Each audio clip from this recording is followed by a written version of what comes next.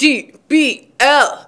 DBL. What's up, guys? Tori Shulman here, wearing some lilac. Trying out some new spring colors because it's snowing hardcore where we are in Denver, and we need some sunshine. So let us know what you guys are dealing with in terms of weather. We have an awesome show. It's got a real mix of politics, but not really. It's like it's like pop culture. It's a lot. It's like a real big a jambalaya, as they would say.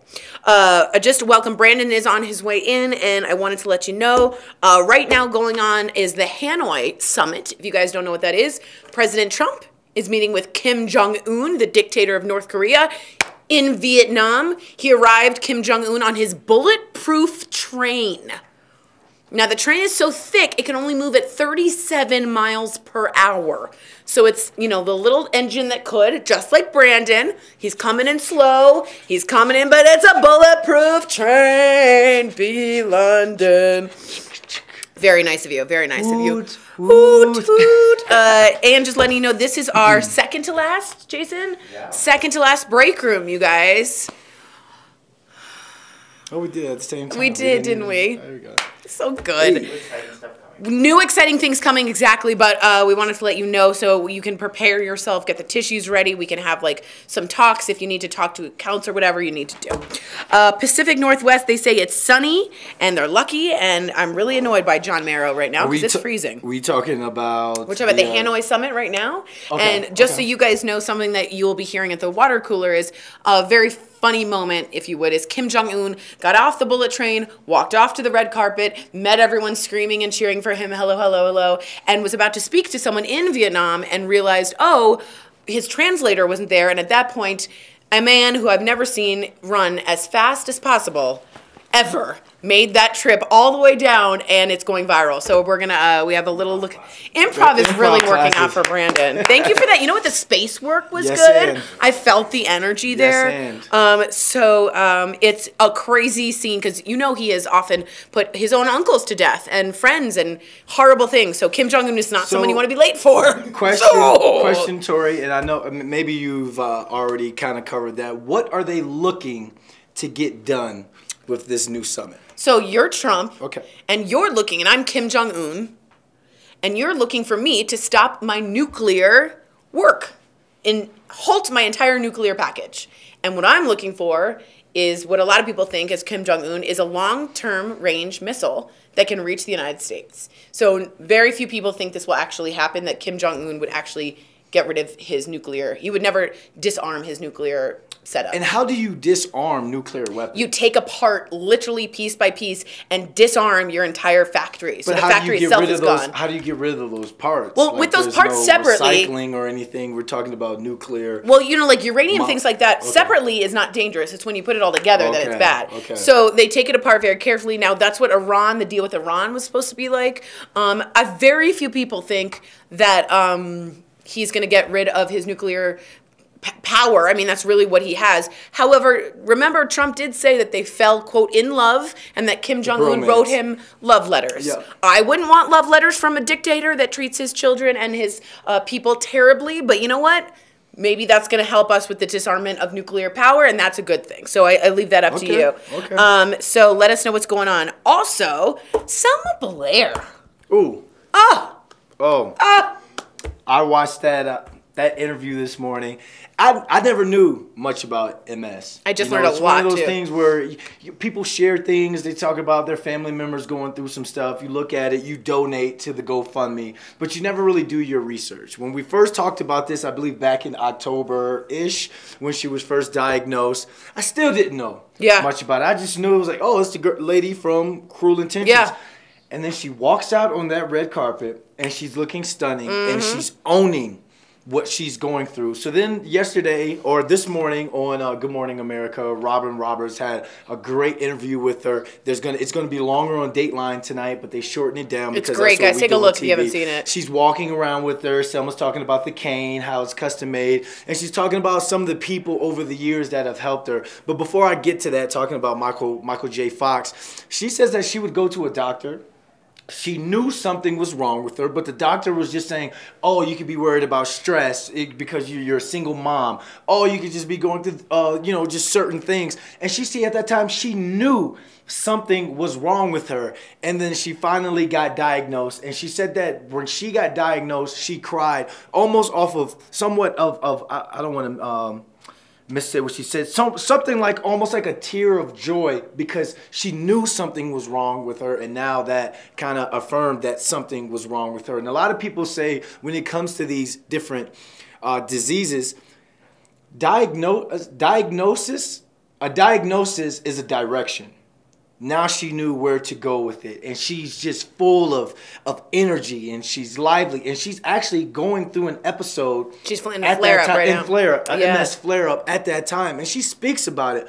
So I hope that I really want this interview to go viral. I really want people to look at this because there's always a stigma behind people with MS, and the way that she's able to handle this flare-up, I wish nothing for the best over there. Yeah. And she has a reoccurring role on a Netflix show called Another Life. I was doing my research when I was before I ran here. I don't know if Look at the space work. He's doing his research. He's showing us the computer. I don't know if it's coming out now or later on, but she is looking to get more work, and she's doing great things. And I hope she becomes the Michael J. Fox for Parkinson's. MS. That's right. That's what she did for Parkinson's. But yep. what he did for Parkinson's, I hope she does for MS. Sorry to go long with that was amazing what you said. It touched me this morning. It's going to touch you. Yep. I will say once again, this is my story with my mom, and she was misdiagnosed for years, 3 hip surgeries, 4 back surgeries, finally diagnosed as housewife syndrome because she's bored, so she must have something wrong. Meanwhile, she couldn't get up, she couldn't walk. Finally, when she was pregnant with me, after already having given birth to my sister, someone diagnosed her with a blood test, handed her a brochure and say, "Oh, you have Gaucher's disease." Bam. And it was crying tears of relief, just like Brandon said, because suddenly someone understood what was going on. So it's an enormous thing to get a diagnosis, especially for people that don't believe you. And I will say as women, and you can fight me if you want, but a lot of women who don't have an advocate for themselves and don't say, "Hey, I want a brain scan. I want to check if there's lesions in my brain." The doctor says it's okay. "Hey, I'm not okay. I can't think straight. My muscles are atrophying." You push, you fight, and you fight for yourself. So I'm really glad she advocated for herself, and I'm glad she took that cane and made it a statement. I think that photograph will be really iconic in Oscars history. Yeah, I think the end of that interview when she's talking about how she loves to be in front of the camera. She's like me. And she flicked her hair back. She went to Michigan, go That's blue. That's a huge moment, and and we got comments from DBL Nation, and people are saying that how their sister has MS. Shalita Belcher says my sister's son has MS. Can you kind of like write to us, tell us what that diagnosis was like? What type of things your family was going through at that time? Because I believe there are other families out there who need to hear about Absolutely. this. And I just spoke with a doctor of Al's friend, and he just let me know basically it's an autoimmune disease. So your brain is basically affecting and attacking parts of your own body and sheaths in the nerves. And the way you detect it is your brain. So your brain in different patients, no 2 MS patients will look alike, is inflamed in different parts, and it can affect your speech, your balance, your eyes. Sometimes the pain behind the eyes will indicate something, your gait, your walk, your strength, but it can affect you in different ways. So you have a flare-up, which for my mom they call a bone crisis, where she suddenly can't walk. That's when you know she's in one. Now, Selma Blair was in one when she had her baby, and no one understood, and she could not figure out what was going on. So again, I can't push enough to advocate for yourself, but MS can affect you in drastically different ways, but you're put on very high steroids to calm the inflammation, the anti-inflammatory. So it's almost like your brain is swelling. It's almost like that. So think of it that way in case you guys don't know. John Venturini. Hey, what's up, John? He's also saying desensitization of skin. I said optic neuritis. Yeah, it's really in the back of the eyes. There's pain in the back of the eyes. Bin31 says one cousin was diagnosed 20 years ago. My sister was recently diagnosed. It was shocked that it might be in the same fam and 2 sisters would have it. Thanks for opening up about that. People can live long, wonderful lives with it, but it is something that when you do have a flare-up, whatever your symptoms take, you'll see it pretty pronounced. And in this interview, you'll see her speech is a little stilted, right? Not a little. You can tell. Her speech is off. It's not Selma Blair. Yeah, so corticosteroids drip 5 days.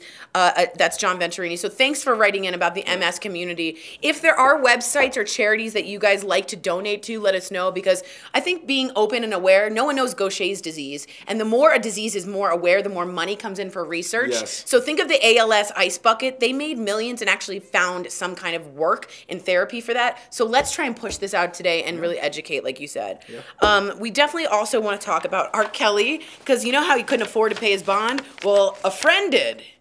And it's just a woman. So just say she's just a friend. They say she's just. I mean, there's nothing to laugh about this matter. No, I can't do right. At I can't. the same time, it's like as we continue it's to like hear an opera. His life falling apart, literally right there in our faces. No one feels bad for the guy, and like we said, right now this is allegedly he has to due process. We're still gonna let due process do it, but a lot of the things that's going on with him is that his child support is high. $200,000 he owes. $200,000 he owes plus. The fact that he has to surrender his passport now, he's had to cancel 3 tours, one in Australia, one in Sri Lanka, one in New Zealand, and now he was supposed to have an upcoming tour in Ludwigsburg. Very nice, Germany. Good try. That's Ludwigsburg, it. Yeah, Ratia Farm Arena. Yeah, in Germany. So just think of what that's done to his money. They've canceled it exactly. They just canceled it. Exactly. So yeah, and now so you know whoever paid it was a 47-year-old woman from the Chicago suburb of Romeoville. Ooh. Don't know who this is or why in the world she would do this. She says she listed herself as, quote, friend of Kelly, so she paid the $100,000. Again, I will not ever understand why this man constantly has people supporting him. You can write me in and let me know. Here's what's even crazier. You ready for this? He walked out of jail and went to the McDonald's that he went to before to prey on young girls. So he walked straight there and had a burger. So if you thought that maybe he had learned his lesson or done anything like that, nope. He walked right over there, and it's called the Rock and Roll McDonald's. It's sort of a famous McDonald's. I've seen that before. Yeah, and it's a cool McDonald's. Yeah, I'm not putting down the really cool. McDonald's. Like, that's awesome. But he walks straight there, which is he's famously picked up women there who are mostly allegedly underage. So. And something I saw when he was doing that walk out yesterday when he got released on bond, he had these Michael Jordan shoes on, I saw but that. He had no shoelaces. They take him out. Why do they take out shoelaces? For hanging. Suicide problem. Oh. That's why you see belts. That's why men, a lot of black men have, like, when they wear their pants low, it's because in jail, you don't have belts because you could hang yourself. So the pants hung low. So it would look cool. Well, so sagging was called something different right, as well. But it started from all the way without belts, okay, which is interesting, which is fascinating. I can't say the phrase because it's not appropriate, but sagging was for something different. Interesting. Just to let you know that you're open. Interesting. Different. We're learning different culture, fashion, wardrobe moments. So he was. Say you can be open. I can't. That wasn't bad. He looks over Jason.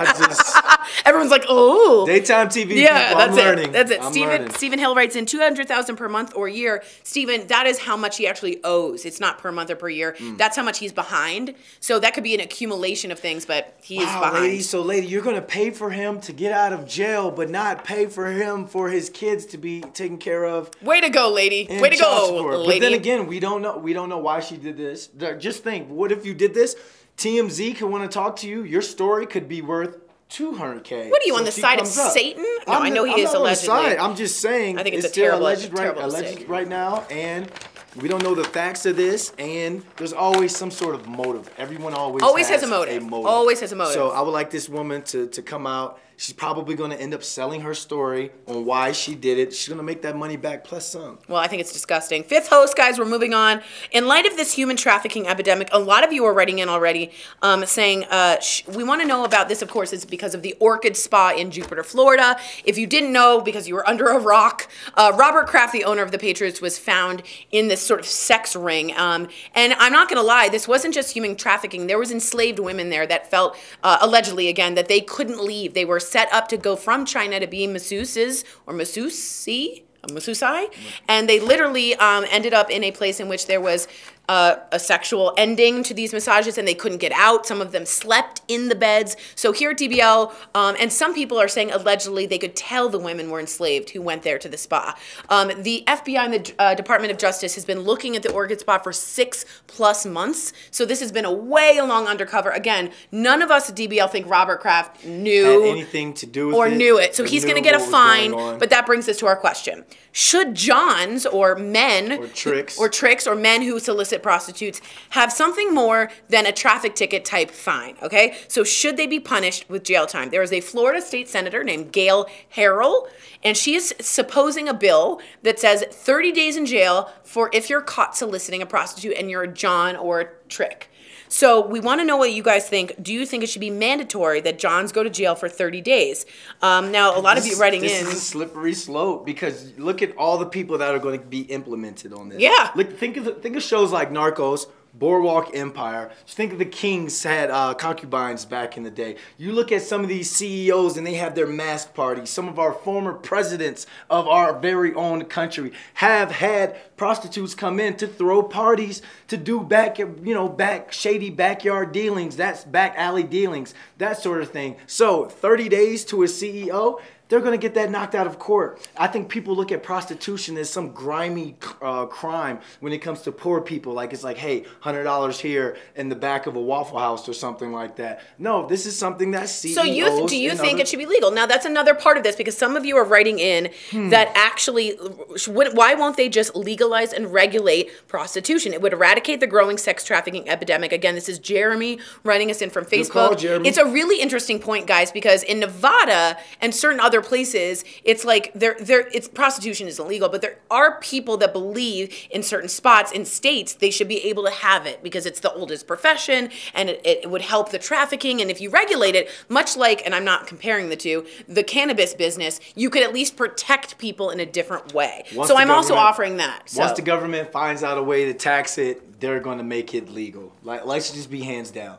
Because like I said, you have these parties where people are wearing masks and they're flying women in to go do this. Women are going to Super Bowls. They're going to the NBA All-Star Weekend. You're talking about that. And I'm talking That's about still prostitution. Agreed, but I'm talking about these women who are literally enslaved, who can't leave. That but they how do we know who's doing what? There's some women out there who don't. I know, but we're talking about in this situation.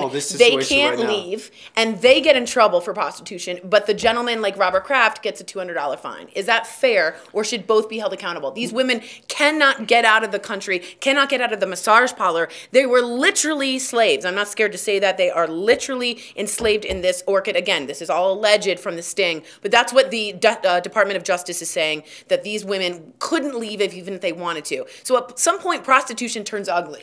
And in this case, it did. So in that case, should we not regulate both people? So in that case, if you have the Department of Justice coming out saying that these women couldn't leave, then I think that's a special circumstance. Okay, it has to be a special circumstance. If they can prove that, hey, we were supposed to come over here to be a masseuse, or as you say, a masseusi, or whatever. We're supposed to be a masseuse, but we were kept here against our will, then I feel as though that should be something that can be processed or prosecuted in the individual you're not alone. basis. You're not alone. John Pedrini says, legalize it, regulate it, tax it, think about it, another way for states to get much needed funds. Well, guys, I just want to be the devil's advocate. There's also a spread of disease. There's also a spread of pimps or people abusing women of power. But once you legalized weed, we didn't have to worry about bad weed. We didn't have to worry about tripping from people. And that's why people say it. That's why we went to dispensaries. But a lot of evangelicals and strict Christians out there think you're talking crazy. So I want to hear from you. Christine Kohler-Owen says would be a lot of people in jail, as you said. Mm-hmm. Peter, he's innocent until proven guilty point blank. I'm sure we're talking about R. Kelly, and you're absolutely right. Carl Reese, I think if people are found to be enslaved, the John should definitely be punished for not being more aware of the situation. If a business looks suspicious, like even legit massage spas, you should not support them. However, you can't prove that in a court of law whether you felt it was weird. Like sketchy isn't something you can say in court, right? Like that's a hard thing to play. Because like let's say one guy may not have the money to go to a high-end parlor, so you can walk into a place and be like, hey, the lights were flickering and all this, but that's all the money that John had for that. But should that John be put into jail for trying to have prostitution? But you're going into a business where you knew that you know. And should that be allowed? Which I think it shouldn't. If that's the case, then the CEOs, everyone who's involved. Oh yeah, I'm not saying just poor John shit. I'm saying every John. Every John. Yeah. And Jane, because they go to these Magic Mike parties and all, and women get men escorts as well. Absolutely. So this isn't just something that's men. I know it's when we think about Johns and when we think about the majority, high majority would be of men. But at the same time, if Kraft is going to jail, then Susie Kraft would also go to jail. Needs to go to Good jail improv well. name. I use Karen or Gary as my improv name. I was thinking of Susie Q because Susie Q. Very nice. I understand that completely. Tori, the Bunny Ranch is still open even after Dennis Hoff's death. This is legal prostitution, but in this case, it's not. Again, as I was saying, in Nevada and certain literal towns, you can have sort of semi-prostitution in which there's really strict rules of everything, but you can't cross the lines, state lines, district lines. But there are a few spots in which this is regulated, including the part with the Bunny Ranch. So should that be a microcosm for how to regulate it and take it out through in the entire America? Yeah. Or should we say this is really a problem for women because they're under an abuse of power of someone saying, I'm going to trick you out and I have all the power and all the money and I can abuse you, which you see a lot of the time. So are we not protecting women by doing this? So let's just look at it. Now that we were talking about the Bunny Ranch, how it's legalized there, those women go through, I watched that show that was on what, Showtime or HBO? I saw it too, yeah. Those women go through numerous, like once a week they get an STD check. They, you know, their health is constantly looked after. They have board of health people or whatever you call them. They come in and they check out the living situations. They check out the quarters, that sort of thing. But do we have the resources to check out, if we legalize it, to check out every brothel and to make sure everyone gets an STD test? The taxes that they're making off of these brothels, that's going to be able to pay that person's salary and build a new road somewhere. Totally. Well, Manish Shah just wrote in, examples of the success of legalization and regulation can be found around the world. If it stays an issue of criminality, criminal elements will want to stay involved. So meaning if we keep it illegal, we'll see more sex trafficking because everyone has to do it on the black market. And that's a fantastic point. Can I respond to a comment? My guy Peter, what's up, Peter? Thanks for writing in. Brandon, aren't we talking about enslaved prostitutes, not those choosing to do it? The punishment should be different. But how do we know? How do we, unless we legalize it and make it to where you have to go to, you have to register yourself as a prostitute at this place, at Brandon's brothel and Tori's cat house. I think we would know because if I asked, we would know who's legalized and what's legalized instead of going to that backyard. But if I went to a spa and literally asked someone, "Can you leave here?" and they said, "No, I have to sleep on the bed and I'm locked in the doors and I can't get out," I'm pretty sure they're a slave. That's because it's illegal in Florida. But if we legalized it in Florida, then maybe that enslaved woman would be working and have 401k or be an employee of Tori's cat house. She doesn't choose to be a prostitute. That's true. So I'm just throwing out ideas. I'm just going from both sides. Yeah, and I personally don't. I don't like it. It's now here's the other issue. Stephen George says this happens all the time on the black market overseas. This is another form of slavery, and it should be stopped. Now. It is interesting to me to think about this in terms of the weed business because, as you and I both know, a lot of people abused and were abused in that business until it got legalized and regulated. Now, I still believe a lot of minorities are still being wrongfully imprisoned, and also 2.2 of them who are owning legal dispensaries are of color. Did you know that 81% of them are white males, which is an insane, it doesn't represent at all what most business owners would do. So, but will it make the business safer? If you have a needle program in which I can give you a dirty needle and get a safe one, you're reducing crime rate. So if I have women checking in with STDs and making sure, just like you said, do we take down the possibility of these human sex trafficking rings? All I'm saying is the world's oldest profession. Oh, third time's a charm, sir. It's not going anywhere, whether it's legalized That's a fair or point. It's criminalized. It's not going anywhere. So we can have as many comments as we want, and we can have evangelists. We can have people say how it's wrong. We can say whatever we want. Well, what about this? You can't have, like certain porn is, you can have a porn shop near a school. So how would you regulate that with prostitution? Easy. If you made it legal, you can't have Tori's cat house by a school. You can't have, it has to be in certain markets. You keep writing cat house. I thought you meant houses with actual cats. This is why we need to... I thought, because there's a cat cafe in my neighborhood with cats. If legal, it would be taxed and I thought it was cats. Regulated. Yes, Exactly. agreed. Now, a They lot would of you, tax it so hard. surprisingly, I got to be honest, writing in saying that you want to legalize it and regulate it, and maybe that's where we are at this point. And also, it gives women, if it is regulated and taxed, and I say women because the majority, I'm saying women, I don't mean to be gender normative, but those in the profession could feel somewhat safe if there's unions. If you legalize it, you could have unions. I mean, you could really make this a business. So if you think this is totally off, let me know. What are you laughing at? Oh, they're laughing at the John cat thing. says, "What's the frothy coffee at Tori's Cat House? Never mind, going Yeah. down a tricky road." See, hey, I thought you were usually I talking. do that. I thought you were talking about like literal cats. All right. Never mind. So a lot of you definitely wrote in and surprised me, and my DBL Nation always surprises me. Yeah. A lot of you also surprised me, even though you're conservative, for the pro-legalization federally of marijuana, which was surprising to me. So you guys keep writing in. We're going to have this as the 5th host. I'm very, Brandon, open your eyes to that one. That's true. My eyes are open. So let us know what you guys think. Eyes wide I open. love that song. Who sings it? Creed. Got it. Oh, wait. Do I love that song? Creed. I've just made myself look really lame in several ways at Break Room this time. Again, this is our second to last Break Room. Do you know how to say second to last? Penultimate. Did I just make myself look lame again? Oh, yeah. man. Sorry. Man, penultimate is a word they use at Tori's Cat House.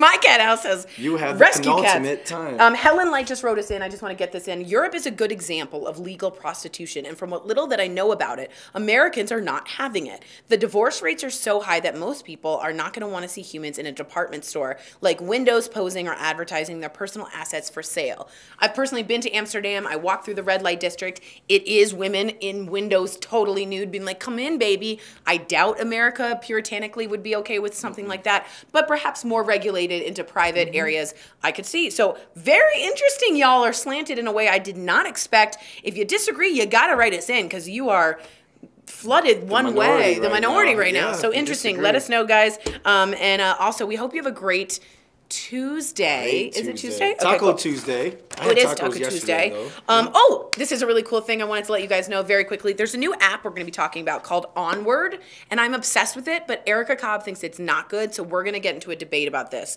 It's when you break up with someone, and you're not, let's say, divorced, but living with someone, it's a concierge service to help you pack up, move, get back on a dating site, find a therapist. They can do it with a certain amount of monies. You can choose what you want to help you get out and get back into the dating pool. So this is Lindsay Meck and Mika Leonard. They wanted to launch the in Denver after going through their own breakup 6 months apart. So we have divorce lawyers, but you don't have anything for those type of people that aren't married and want to make a separation easier.